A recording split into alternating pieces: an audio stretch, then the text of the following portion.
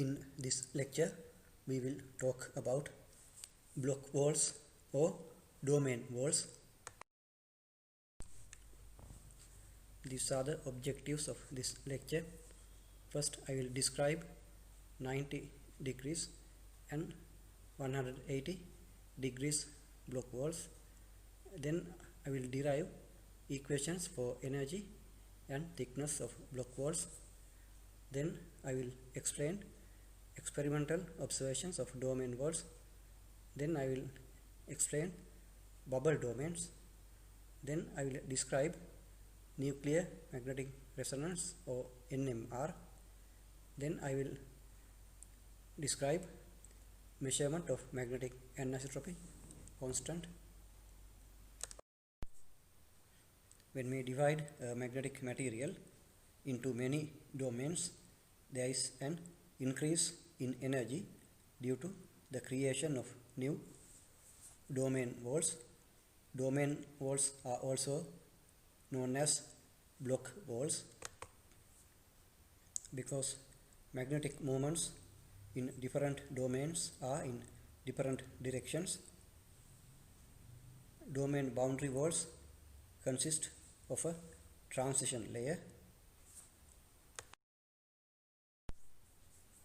When we go from one domain to another domain, the magnetic moment gradually rotates over many atomic planes. This region is known as domain wall or block wall.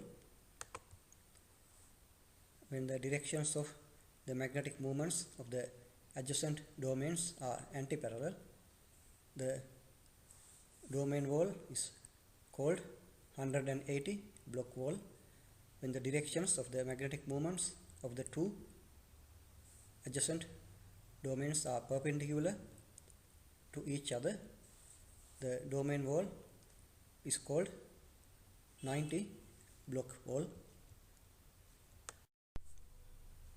Thickness of the block wall depends on exchange energy and anisotropy energy.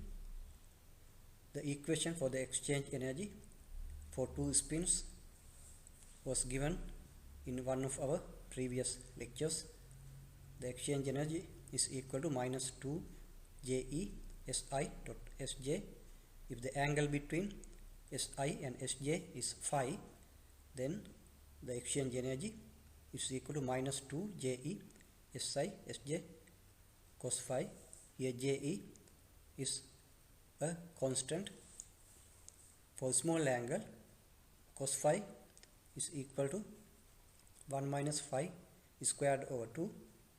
If Si is equal to Sj and that is equal to S, then we can write the exchange energy as minus 2 Je S squared times 1 minus phi squared over 2. If two spins are parallel, then phi is equal to 0 and cos phi is equal to 1. So exchange energy is equal to minus 2 Je S squared. The change in energy due to change in angle from 0 to phi is given by Je S squared phi squared.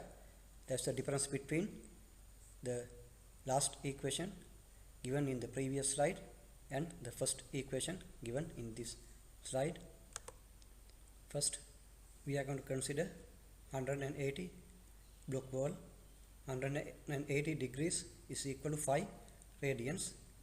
The spins rotate by 5 radians through n atomic layers.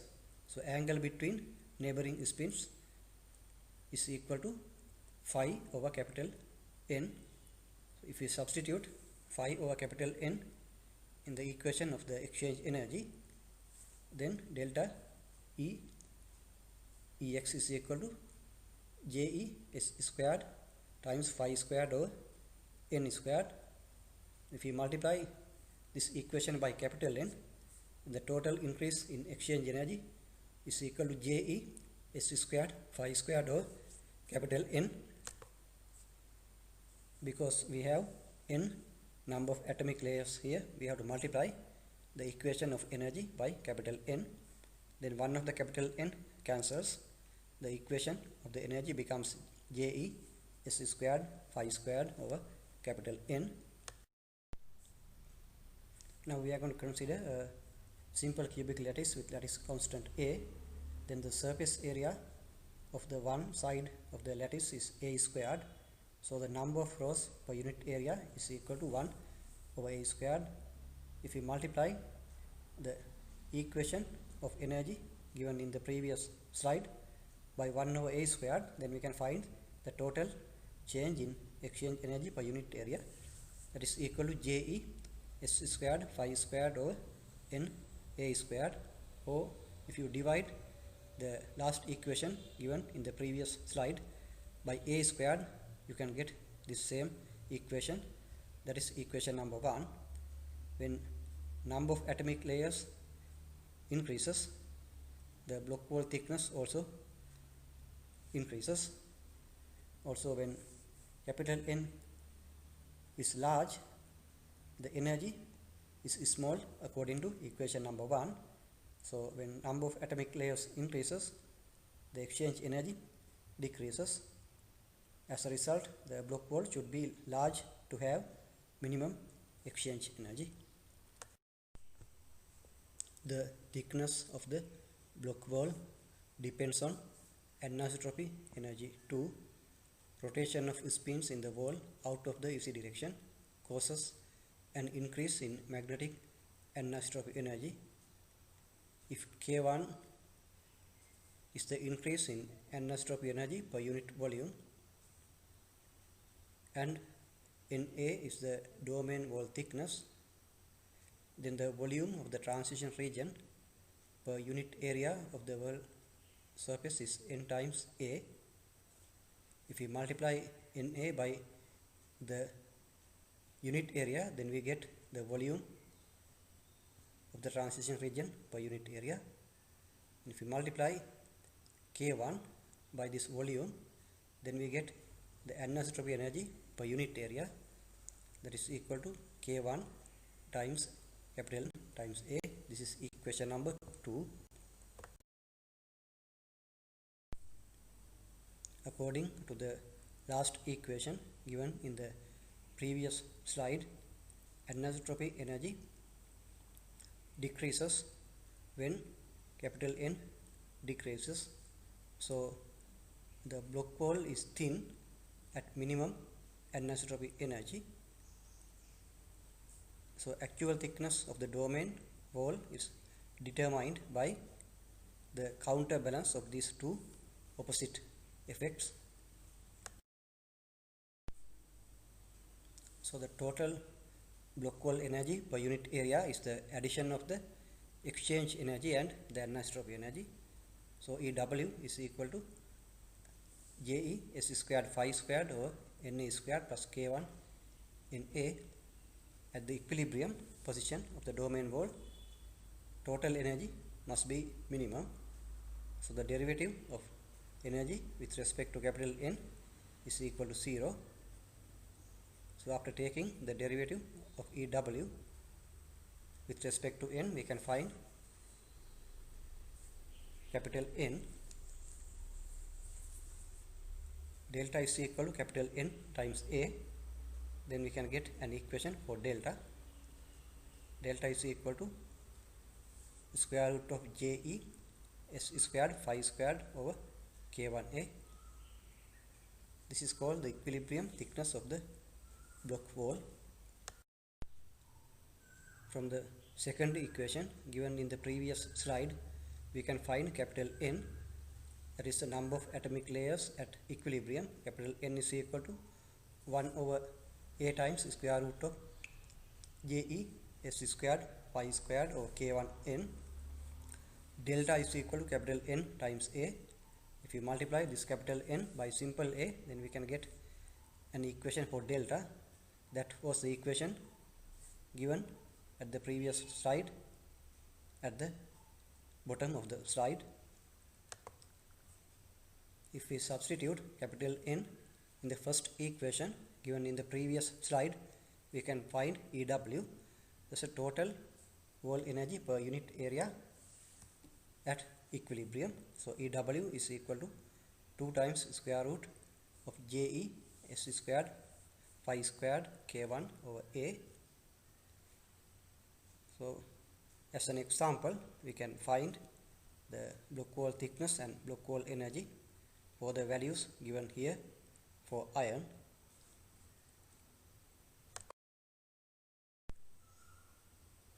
We can determine the domain structure using bitter patterns. First, we have to polish the surface of the magnetic material carefully, and it should be strain free. Then fine particles of magnetic powder are spread on the surface of the magnetic material.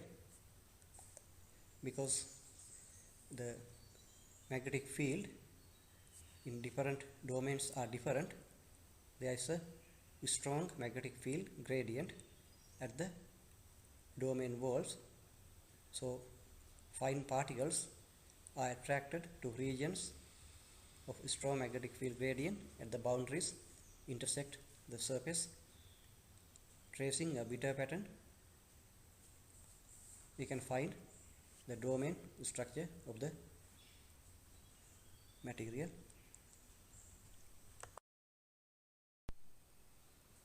The second method used to determine the domain structure is magneto-optical methods. Here we use the reflection and transmission of plane polarized light. When we apply a magnetic field, domains walls move. We can apply magneto-optical methods even when the domain walls move. The first magneto-optical method is the magneto-optical Kerr effect. When plane polarized light is reflected from the surface of a ferromagnetic material, plane of polarization is rotated by a certain amount, which is determined by the magnitude and direction of the magnetization of the reflecting surface. So the plane of polarization is rotated by different angles when the light is reflected by different domains.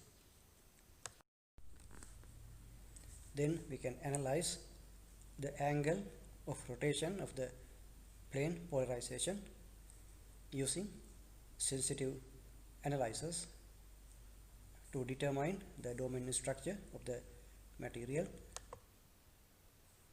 The second optical method is the Faraday effect. Here we use the transmission of the light to determine the domain structure. Rotation of the plane polarization of light transmitted through the specimen depends on the domain magnetization. This is good for very thin transparent materials because we use the transmission of the light. Domain structure can be observed using a suitable analyzing microscope.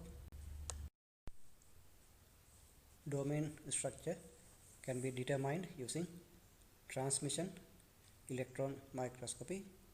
Here we use an electron beam instead of light because we use the transmission of electron beam.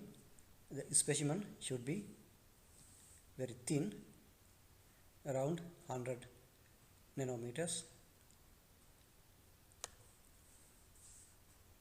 Electrons passing through the sample feel the effect of the magnetic field gradient at the domain boundaries. Depending on the magnetization of different domains, the electron beam is scattered.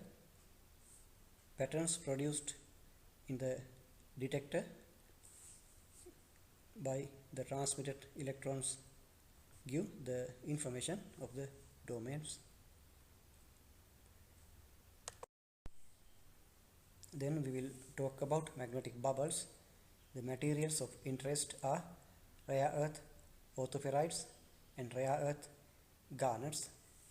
the domain pattern can be modified by applying a field normal to the crystal surface. When a stronger pulsed field of the same sign is superimposed on the steady field, unfavored domains start to break up into small cylindrical domains. The cylindrical domains are called bubble domains or magnetic bubbles. Because the bubble domains repel each other, they move away from each other. The energy of the bubble domain depends on the domain wall energy EW, demagnetizing field energy ED, and applied field energy EB. Because ED is negative, as described in the previous lecture, we have to put a negative sign for ED. Then the total energy is EW minus ED plus EB. For a domain of radius r and height h, the surface area of the domain is 2 pi r times h. If sigma w is the domain wall energy per unit area, then the domain wall energy EW is equal to 2 pi RH times sigma W. The energy due to magnetic field is EB. EB is equal to 2 pi R squared H ms times capital B. So the total energy is equal to 2 pi RH sigma W minus ED plus 2 pi R squared H ms B. Here ms is the saturated value of the magnetization. B is the applied magnetic flux density. To find the value of R at equilibrium, we have to take the derivative of the total energy with respect to R. At the minimum energy, this delta E total over delta R should be equal to 0. Magnetic bubbles are used in data storage of computers. In digital systems, we use only 0 and 1 as binary numbers. The presence of bubbles corresponds to 0. Absence of bubbles corresponds to 1.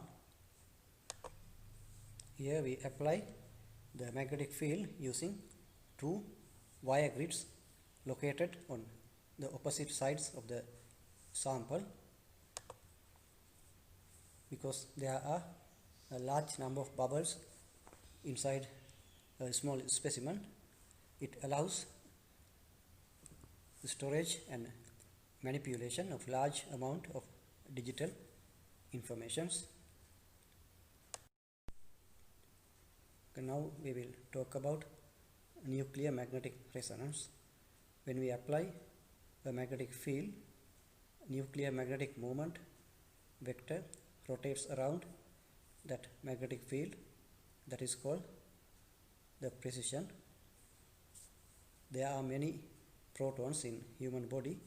When a magnetic field is applied, magnetic movements of these protons start to rotate around that magnetic field. This phenomena is used in MRI.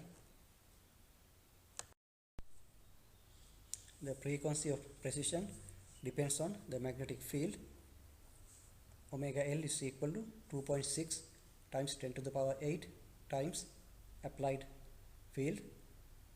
Normally applied field change from 1.5 Tesla to 3 Tesla. If we use B equals 1.5 Tesla, then omega L is equal to 2.6 times 10 to the power 8 times 1.5. So the frequency is equal to 63.9 megahertz. If a wave with this frequency is sent through the human body, the resonance occurs and precession of magnetic movement can absorb that frequency. Magnetic field of that electromagnetic wave can interact with the magnetic moment of the nucleus, so angle of precision increases. Then the wave is turned off so that the magnetic moment can go back to its old position. At this stage, system emits some energy. The amount of energy released and how quickly energy released can be measured. If it takes a longer time to release energy, then the body tissue is denser. The torque magnetometer is commonly used to measure the magnetic anisotropy. First, we suspend the sample using a fine elastic string between two pole pieces of electromagnets. When we apply a strong magnetic field, the internal magnetization of the sample is forced to line up with the field. The sample disc itself tends to rotate so as to make an easy direction approach the direction of magnetization. The torque is equal to the torsion constant of the wire times the angle of twist of the elastic wire.